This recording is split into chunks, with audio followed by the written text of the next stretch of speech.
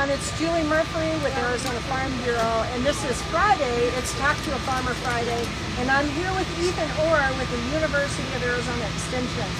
He's spearheading, has been a key instrumental part of a program that partners with the University of Arizona, our farmers and ranchers, the Arizona Farm Bureau, I gotta give props, and some of our other ag-related organizations to promote an opportunity for a public-private partnership so we can institute and incorporate some of these water efficiencies. What's behind me, and if you can hear the hum or the buzz of it, it's one of the water efficiency improvements that's been done for Zinke Dairy here in Pinal County. And Ethan Orr, thank you for being part of this. Thank you. It's an honor to be here. I'm always proud to do anything with the Farm Bureau. Awesome. We're one of the biggest promoters of our program, reaching directly out to the farmers, and we have some outstanding numbers to share with everyone. Yes, and that's what I'm excited about. So, my first question, I'm doing a series on the USDA Census of Agriculture, and so we're celebrating the latest release. It came out in February, aggregating numbers from the USDA. And one thing it points to is Arizona agricultural efficiencies, especially noting the 3 counties here in Arizona that are in the top 40. And I don't know if you knew this, but there's 3,000 counties across the United States. Well, Pinal County, where we're at right now, Maricopa County and Yuma County are in those top 40 out of the 3,000 counties in the United States. So that points to our efficiency, and that's, by the way, related to ag sales. So it's all an efficiency issue. Well, what Ethan Orr represents is the same thing here when it comes to water efficiency, water saving. So my question to you is, how do water efficiency programs like this, and that you are helping spearhead, celebrating today, how do they really highlight that efficiency here in Arizona? Well, 2 stories to highlight that. One, to actually highlight where we're already so efficient. If you look at Yuma, and this is where the University of Arizona can help talk about the science of the issue. So there's a lot of durum wheat that is grown in Yuma and it's under contract with Italian companies. And about a year or so ago, 2 years, the corporation and some environmental groups did a study. They actually were incorrect in their science, but based on that study, all of those contracts were canceled. And so we lost $20–40 million in one business, and everyone that was growing durum wheat for these Italian companies had their contracts canceled. They said, you have to use all the water companies. What we did as cooperative extensions, we worked with the Farm Bureau, we worked with the farmers, and we brought in a team of experts. And it's simple common sense over here that they use 12 inches of rain as an average. Yuma gets about 2. And so we recalculated everything based on accurate science, put the U of A logo on it, and what we found was those Yuma growers actually have the best water efficiency in the entire world. So all of those contracts were restored, and we were able to say Yuma is the most efficient water use of any in the valley. We're using already 90–100% efficiency, that seems astronomically high. It's because sun and soil are so important. And the thing that most people don't take that into account. So someone from outside Arizona says, you have a lot of sun, therefore. But if you look at it, we can get 10 weddings out of Mount Providence. So you're literally telling me, because of what the research that you did, you restored contracts that had been canceled because previously, prior to you coming in, showing them the real numbers, prior to that, they had miscalculated or misassessed. It's misunderstood. Misunderstood. And so that's the voice of science. You know, you're doing that without alpha. And this program here that we're celebrating is something very similar. So a lot of people throughout Arizona are attacking farmers, saying that they use too much water. And one thing that I want to say, as a 4th generation Arizona, we use less water now in the state than we did in 1962, largely because of improvements in our farm efficiency. So we're already efficient. And then my program, we started with $30 million 2 years ago, is helping farmers research and come up with systems to be even more efficient. So explain the program in a little bit more detail for our listeners. Basically, we work with you. So I have a team of scientists because I don't want to just put in a good system and destroy it so early with crops. So I have an irrigation specialist, soil specialist, a whole team of scientists, and we work with vendors and farmers. And if you're going to create something that gives 20% efficiency gain, I can reimburse you 1,500 an acre up to $1 million. Okay. So this farm out here, he got $1 million grant and then he put in $2 million of his own, and he was conserving an awful lot of water. In fact, statewide, that first $30 million, we've put $23 million directly to the farmers. The farmers have matched $16.5 million, but together we have converted over 18,000 acres from flood to a more efficient system. Every year, we're conserving 34,418 acre feet. So translate that for the layman. What does that mean? I know we need one kind of explanation. It's like annually they're saving 7 times the size 7 times of Tempe.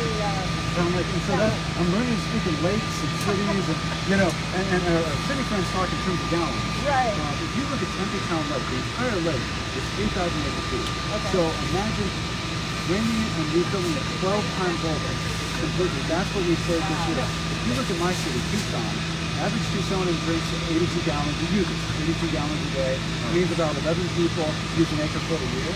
So if you multiply that, that's over 400,000 people. So with this program, investing in ag, reducing our weed islands and our dust externalities, we have conserved more water than what 3/4 of the city of Tucson, 400,000 people drink in a year. Wow. Every year.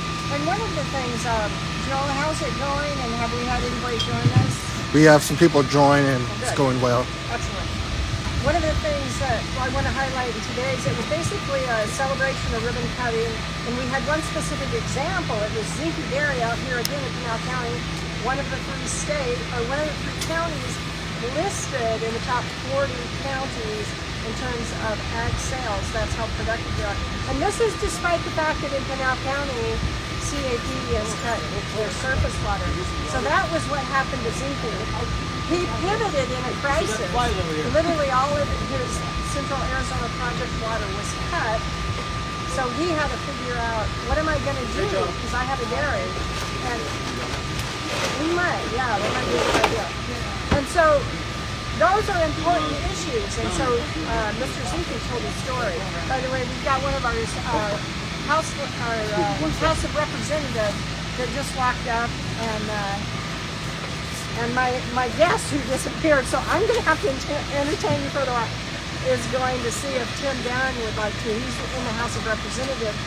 He's actually the genesis of this public-private partnership with farmers and the U of A. So guess what? We're going to have Tim Dunn, House of Representatives here in the state of Arizona. Hey, Tim. Hey. One of my favorite legislators. So we've just been talking about the program, and Ethan kind of explained it. Well, this is actually Representative Dunn's creation. Yes. In this So program. one of the things that I'm going to ask you is, what inspired the genesis of this? You can kind of tell what you said earlier. Oh, wait a minute. I got to take off my mic so they can hear you. Ethan, let me take. We're freeform here, so just enjoy it. And I'll finish putting those numbers when Representative Dunn's talking. The other thing that I'm so proud of, in addition to saving all that water, is the cost of the water. So if I was going to desalinize out of Sea of Cortez, that's 3,000 an acre foot. This program is conserving a 209 an acre foot over the 3-year life of the program. So that's a 15th of the cost of augmentation, and we're doing it in a way that protects farms, jobs, and soil. And like to your point, when you research these projects on the farms, you make sure it's good on the soil and stuff. So Tim Dunn, House of Representatives here in the state of Arizona, you're credited with being at your genesis. What inspired it? Well, this is all doing conversations a couple years ago when we were doing the Water Infrastructure Finance Authority, trying to figure out how to bring new water in, and we were making those presentations in the slide keeps showing up that 72% of the water in Arizona is used by ag. And so my colleagues were like, you're using too much water, how do we change that? And then we had some presentations from this, it's like more conservation. We already knew that Pinal County here was already cut 512,000 acre feet. They're already stretching the water as far as they could. But as you look at around the state, the cost of putting in the infrastructure sometimes doesn't outweigh what the gains are, even though they're distressed basins. So we wanted to be able to take the data that the farmers who are already, they don't want to waste water. I kept reminding people, pumping water costs money. So it's an input cost. So we don't want to just waste water. Right. But having the ability to take those analysis, looking at that infrastructure and how much water we can save, cut by 10% in other parts of the state. Here we can stretch the water in Pinal County. So it was just, we were working on that and trying to figure out how we could come up with a program, talking to the USDA, and said, yeah, we can do it. I wanted to make sure it was really being able to be vetted by someone that can have facilities in every part of the state. And so we just put it together and worked with our colleagues to understand on both sides of the aisle. I remember, and that's what's so cool. This is a bipartisan effort. So it's not just Democrats, not just Republicans. It's them coming together and doing something really proactive on behalf of you, because this really impacts you. This water, this efficiency improvement is going to the dairy, and you and I love our dairy products. So this is actually having local economic impact. One thing I also wanted you to highlight is you're telling a story, your uncles and then your own dad, because they all farm.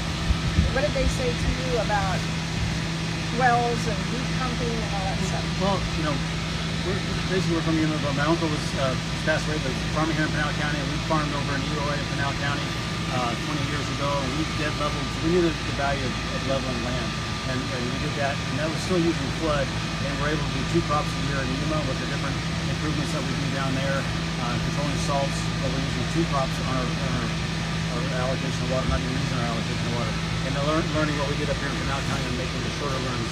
And so, but that was before the cuts. Okay. So we've since sold that farm. But having that background and efficiencies, and my dad's always been about high value crops, high yield, and efficiency. Your dad's amazing. Going forward, what are your hopes and expectations now for this program? And I'm going to ask you the same question too, Ethan, after Tim. So right now with the budget cycle, we're working on trying to make sure we can maintain the funding. We have had bills that come through that we like to increase it. We actually have a funding mechanism, maybe using some of the lottery money. Okay. So I think we can continue to use. We should continue to grow this because this is a great investment, cost rate, like you said. So I think we want to continue to grow that. We're going to show the feds how we're able to the cost per acre foot from what they're trying to do. Yeah, and what is our cost per acre compared to? I mean, it's like... It depends on where you're at. Okay. They were paying $450 an acre foot for that fallow land behind the dam for the Colorado River. It depends what you put in a proposal, but it's double what this is. Oh, wow. So there's opportunity to show even the feds for how we can do these kind of things to save water. And we are doing it in some of the Yuma and some of the western regions, putting water behind the dam through this program. But that was our dollars, not the federal dollars. Now don't leave. I'm going to ask you the same question, Ethan. Well, I think working with our state leaders is one of the most important things to continue to fund it, but I also think there's a lot of gains to be done at the micro level. Tremendously really expanding out our weather station so that those that are still flood irrigated know when they can do it. Part of the program, and one of our specialists, Dia, mentioned it, we'll use some of the money to buy Census in the ground, and so we're actually experimenting what's happening with the soil health and the moisture of all of these different systems, and so really finding the most efficient way to use all of these waters. So there's a ton of macro changes, there's a ton of little behavioral changes we can do as well. So I have a question for both of you too, and then we'll wrap this up. Projects like this make me hopeful because it proves innovation, it proves partnership, it proves commitment on all parts and all parties. We're not doing this alone. But what makes you hopeful about agriculture when you think about projects like this? Well, first off, I know that farmers we're the most innovative. We already do that by using and by having the data. The University of Arizona and these projects, when they go online, they can know and quantify, so other farmers can see it, and then they can base those. If we have the money to be able to help do that, right now we're getting all the data, and as those projects move forward, so other farmers can see this. Neighbors say, this is what it costs. This is exactly what the yield is. This is what the water savings are. Now, I go to my bank and figure out how I can do it on my own because we have the data across the statewide. We can utilize this and continue to try to save money to do that. Other try to make incentive, but the data is key for other farmers to be able to see. And that's the other thing we've got to remember. I may have mentioned it earlier, and certainly you guys have highlighted the farmers in putting his investment in this as well. But because of this program, there's an opportunity to defray some of the costs with the infrastructure, correct? Yes. But back to my question. So when I think about programs like this, it makes me really hopeful. What's your feeling on that, Ethan? It's extraordinarily hopeful. I mean, earlier we were talking to Bob Raymer, and he was in the 80s one of the first people to put drip in. Right. And he's talking about vertical farming and some of the things that he's starting to do. I agree with Representative Dunn. The farmers are the most innovative. They were the first to use broadband technology, sensor technology, and so big data. And so farming is always on the cutting edge because we have to be. The margins are so tough. But I'm extraordinarily hopeful because Arizona has always needed and will always need farmers, jobs, food, and someone to take care of the rest of the country. Yeah. Any last words? I think it's a great program, and we're going to continue to try to do things good for Arizona. Excellent. I just want to thank Representative Dunn for his leadership on this and a full slew of agriculture and water issues. Thank you for your leadership in this state. And everyone that joined us and those that will watch us later, just remember this is weekly. It's every Friday. Talk to a farmer Friday, talk to a rancher, talk to a professor from U of A, and then talk to a representative. Tim Dunn and his family I've known forever, and they're just a blessing in my life. And he's one of the big guys, as my dad would say. All right, thank you. Blessings to all of you. Thank you.